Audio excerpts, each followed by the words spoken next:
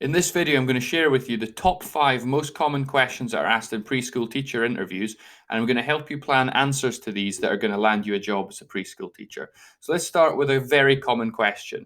So a student has a special educational need, and how would you meet their needs? So basically, you've got a student in your class that's perhaps got autism or dyslexia or some other barrier to their learning, and the interviewer wants to know what you're going to do about it.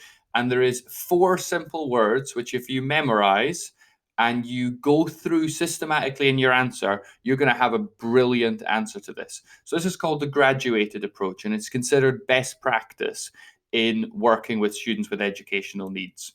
And it's a 4-step process. So you start with number 1, which is assess.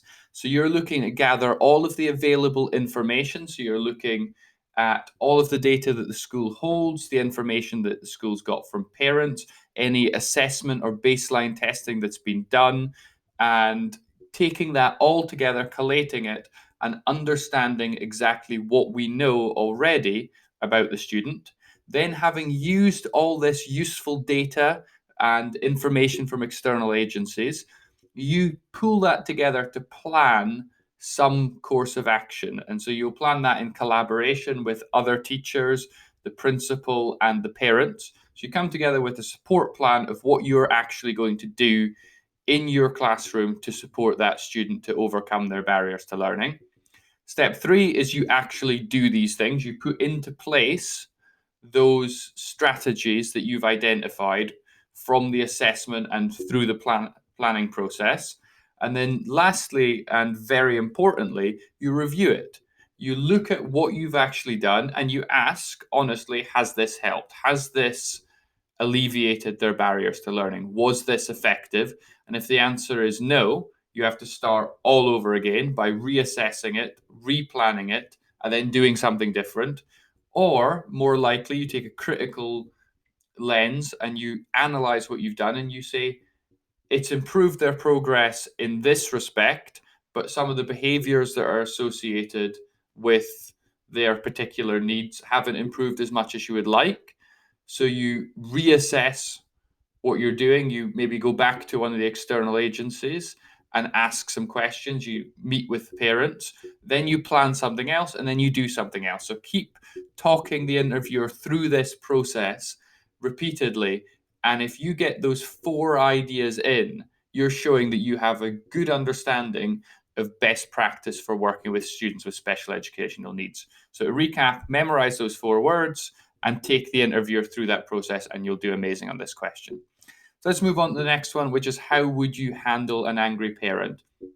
And angry parents are unfortunately part of the educational landscape.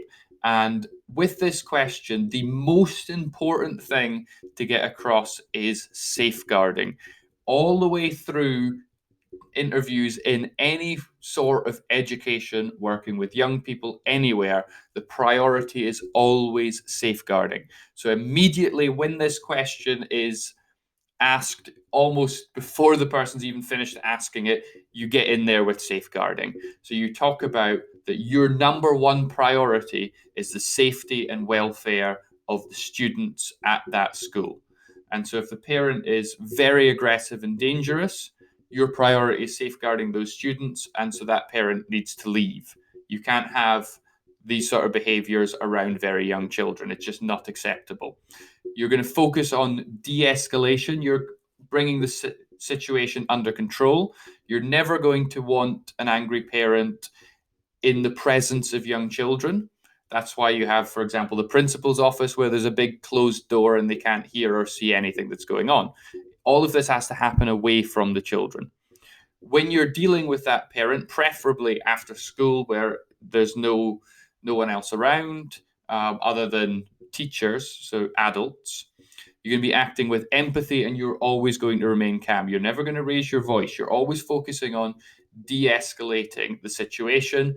And the other word to get in there is that you're going to behave as a professional and positively represent the school. So if you get those 3 ideas in, along with the idea of de-escalation, you'll get through this question. They're really looking for safeguarding. They're always looking for safeguarding because they do not want to employ people they can't trust to keep children safe. That's a number 1 priority in interviewing people for jobs working with young children. So let's move on to question 3. Why did you become a preschool teacher? And if you don't answer this question well, it really causes problems, because why would you hire someone to be a preschool teacher that didn't really want to be one? So one of the things that I would start with is talking about the huge impact that you can have as a preschool teacher. You're setting the expectations in the classroom. You're their first introduction to a classroom environment, and you're their first exposure to education. So you can have a massive impact that is lifelong on these children. You can obviously talk about your love of working with very young children. If you don't love working with very young children, this is the wrong job. And if you're not mentioning that in the interview, that is a big problem. If you're working in disadvantaged areas, this is a really great thing to bring up. So you are the starting point for overcoming educational disadvantage. So if you're teaching in very low income communities with a lot of deprivation, as a preschool teacher, you are the first part in the chain of breaking that disadvantage. And great preschool teachers have an immense impact on their local communities. Massive. So you want to talk about how you're overcoming educational disadvantage, and that's one of the reasons why you're in that job. And lastly, you should have a passion for education. You should really value education and talk about the importance of education and how that drives your vision and your desire to work as a preschool teacher. So if you get some elements of all 4 as appropriate to your context, you should do really well in this question. And so we can now move on to question 4. How do you manage behavior in your class? Or they'll ask some sort of variation on how do you create a classroom culture, or anything that's to do with keeping students' behavior appropriate for the classroom environment. And there are 2 key elements that leaders want to hear. The first is that you've got high expectations, that you expect good behavior from students. You expect that when you're talking and telling them something, that all the students are looking at you and they're focused and listening. You're going to do it by modeling. So if you don't want angry, shouty children, then you shouldn't be angry. You're always going to remain calm and consistent, because when you're dealing with very young children, you can't be very angry, shouty, and nasty, because those children can't handle that very well. The next thing you're going to do is you're going to be following the behavior policy. So the school will have written down a system for managing students' behavior, and you're going to follow it and know exactly what it is, because that's decided by senior leadership, and you're going to stick to that because that's your role. You're also going to be proactive. You're going to be anticipating student behavior before it happens, and you're going to have plans in place to manage it. And the most important thing to talk about is your classroom culture. You're going to have a friendly, positive, happy environment where children feel safe and valued, because if you have that, your behavior issues largely melt away. So classroom culture is a really important thing to mention. So get all those elements in there, and you'll reassure the person interviewing you that you've got some strategies and you know what you're talking about. Let's move on to the last question before we look at some questions that you should be asking them at the end, which is, what recent research have you read? So education is becoming more and more research-led, and so people are asking more about research in interviews.